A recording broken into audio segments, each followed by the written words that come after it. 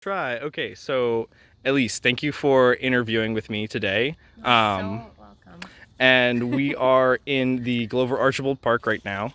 It's very beautiful. It's very beautiful, yes. And one of the parts of the Glover Archibald Park that I've added to my project is the Whitehaven Community Garden. And you have a plot there, so I would like you to tell us just a little bit about what it's like being a gardener there.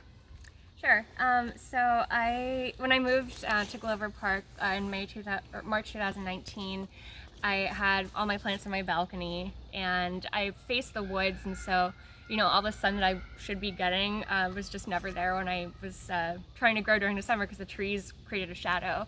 And so I found two gardens in the area. There's one that's down the street from me, and that one is huge and gets full sun and is on the edge of the street, but it just had like a 5-year waiting list.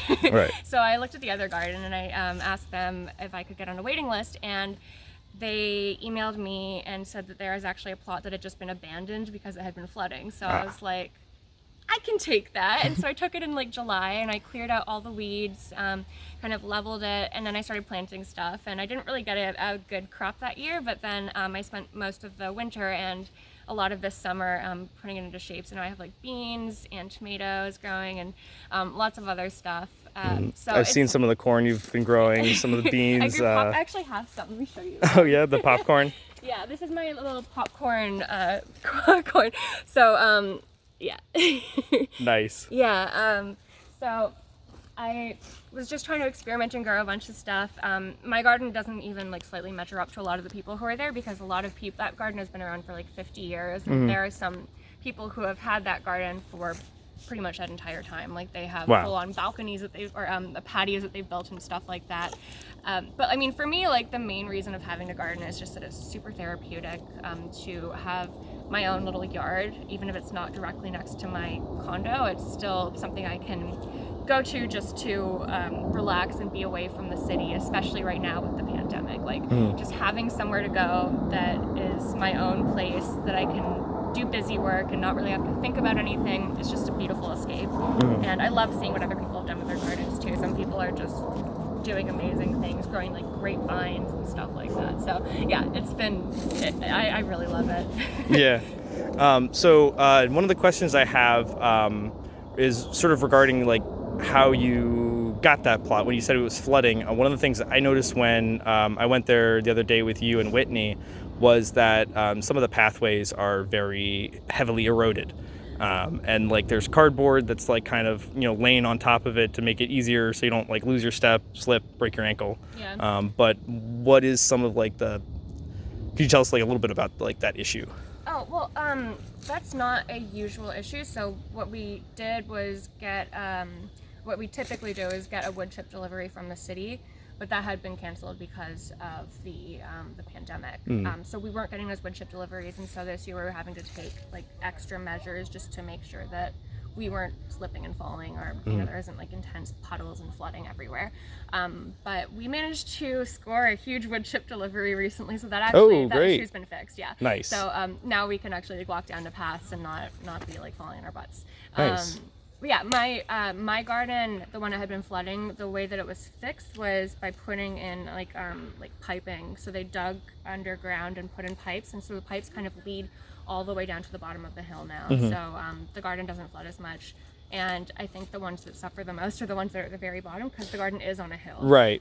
Yeah, that's one of the things I did notice, that some of the pathways up at the top of the hill are much better condition. Yeah. Haven't had so much of that erosion. I also did notice that some of the plots are like sunken down like into the property, and I was wondering if that was because of the erosion or because I don't know. it's on purpose. My assumption was erosion because that's kind of what it looked like to me. It didn't look like it was necessarily on purpose. I don't know. Yeah. My plot kind of looks like that, especially because my neighbor's plot, he has literally like he upstaged me so much. He spent while I was like just scattering seeds in my garden and like kind of like trying to till the earth with what I had. He was buying like soil and putting together full on like what is it called, raised beds and stuff. So some people do that, but I think it is erosion when you're not like taking extra measures to make sure that your garden is Right. above the actual level of the ground, then you're just going to have to deal with that stuff. I'm Right. going to do that next year. Yeah. And then another question I had was, you mentioned that the one of the people who manages the property is doing something really interesting with honeybees. Yeah. So she has taken, basically like the garden is divided into squares and it's a grid. And then there's pathways between the different grids, and then on the periphery of it, we have a lot of space reserved as a like wildflower slash pollinator habitat. So it's not just honeybees, it's like butterflies, moths, I don't know what else, but yeah, lots of stuff. Right, lots of pollinators, Yeah. bumblebees, all that stuff. Right, and so like there's, some of the plants are really cool and useful. Like there's wild bergamot growing, which smells amazing. You can make Nice. tea out of it. So I took a couple of pieces that had fallen, like on the leaves below the flowers. But yeah, so they just recruited me to be part of that group. Nice. So it's not just maintaining or planting and maintaining the flowers that are there for the pollinators. It's also clearing out any invasive plants that come in and just kind of like making sure that what we do have there is native and able to thrive there, because a lot of the forest isn't cared for like that. And like looking around here, like there's not very much for pollinators to go after. Right. I mean, just a quick scan. I mean, it is September, so there's not really going to be too much, brightly colored wildflower Right. on the forest floor for those bees, but definitely sounds really interesting effort for sustainability. Yeah. And just upkeep for the entire ecosystem. Right, and it's also just relaxing, and like I love bees, and I think that they're really just given a really bad deck of cards right now, because they're being used to pollinate all over the country, but they're being shipped from place to place, and it's not good for them. A lot of hives just die because it's not how they're supposed to live, and so just allowing these natural pollinator habitats to thrive, even if it's just a little area, helps sustain the populations in this area. Yeah, and I also should mention that I got stung a few times a few days ago. I stepped on. You did say that, yeah. I ran into. I was hunting for mushrooms around here, and I was looking at something, and I felt like a bunch of stings on my leg and on my butt. So I just took off. But it's nice to know that there are populations that are thriving and defending our territory. Yeah, and even with the pandemic and this weather getting colder, I mean they're still out here. They're still surviving. They're chilling. Yeah. And I think the last question that I have would be actually about mushrooms. I know personally that you got into hunting mushrooms partially because you met me, and I really like hunting mushrooms. You're more confident about it. I was really liked looking at them, but I was kind of afraid of, a lot of them look very similar, and making that mistake and eating something that's not 100% what you think it is it can be very stupid. Yeah, it's a very big problem with people who want to go forage for mushrooms. I mean, you got to know what you're looking for, and you got to know what you're not looking for at the same time. Right. You always want to look at the lookalikes and make sure that it doesn't have those characteristics. Yeah. So with sort of that hunting for mushrooms mentality, one of the things that's really interesting about the initiative right now, Initiative 81, which would decriminalize entheogenic plants and fungi. One of the things that's interesting is there are a variety of naturally occurring wild psilocybin-containing mushrooms that grow in this area. I mean, it's definitely possible. Yeah. Psilocybe ovoidocystidiata is one of the ones that is typically found in this area late spring, sometimes early summer, and sometimes a secondary fruiting in the fall.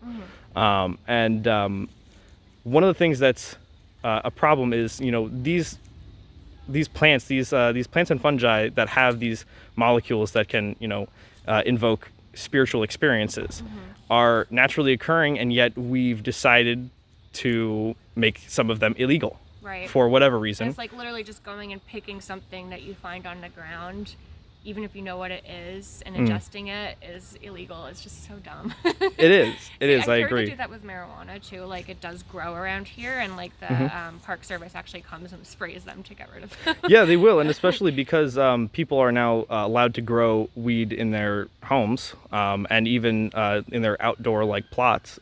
Sometimes you have seeds getting away from those growers.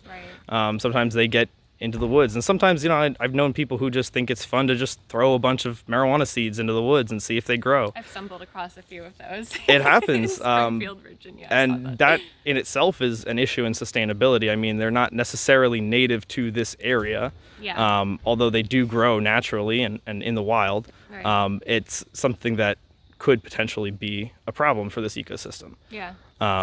So that it's just another one of those things Yeah. that we need to explore and try to Right. figure out. I think I interrupted you, and I don't think you got to your question. No, it's okay. I kind of forgot, but I think my question was really going to be, what you think the effects of the potential decriminalization of these plants and fungi would be on the ecosystem, on the community, and possibly culture on a larger scale. You know, on the ecosystem, I don't think that the criminalization of them has actually negatively affected, I don't think it deters people who want to try magic mushrooms, right? Like, I don't think anybody who wants to try magic mushrooms and is able to identify them in the wild is not going to pick them because it's illegal in DC. I mean, very few people, at least. Right. So I don't know if it would have any increased taking out of the woods. I don't know if it would suddenly decline the amount that you find. But I mean, being able to openly take them and not have to worry about being caught with that would probably encourage people who don't want to do things that are illegal to maybe explore it, which I know that can have a lot of very positive impacts for people who just want to do some self-exploration and just kind of look at things a different way. So I know that it does that, and LSD and ayahuasca have, or DMT, have really positive effects on people, and that's been studied clinically. So I think that could be a really good a really good impact of decriminalizing them. Yeah, and then I just think that we shouldn't be criminalizing anything that grows naturally anyway. I would agree with that. Yeah, I mean, you don't hear about people having horrible negative health impacts from using psychedelics. I mean, at least not any, nowhere near as many as drinking alcohol, for instance. It's just, Right. It seems really silly to be criminalizing things that not only grow naturally but also are way less harmful than things that are legal. Right. I mean, there's stories I remember when I was in high school, I used to hear stories don't take acid because you'll jump out the window. Yeah, it'll start your schizophrenia. Yeah, or you'll be stuck in a permanent, trip inside your mind and thought cycles and all of that forever, and you'll never get out. But none of that is true. I mean, if you have some sort of condition that might, react badly with it, obviously, if you know that, don't take it. Right. But if you're knowledgeable about it and you're deciding, with that knowledge to ingest something and you're not hurting anyone else, I mean, what's the purpose of making it illegal? Yeah. I don't know. I think it's probably a mixture of fear of the unknown. And maybe there's some financial stuff too. If something that you can find can help you, it's the same with criminalization of marijuana. That can help people who have cancer and are going through chemotherapy be able to eat and relax, and it helps their pain. But since there are pharmaceutical drugs that can be profited off of for that, it's still kind of not really seen as a valid thing, even though it's so much less harmful than a lot of that stuff. Right. Yeah. So Right. I think a lot of it's just a result of capitalism. That's Right. just me. Right.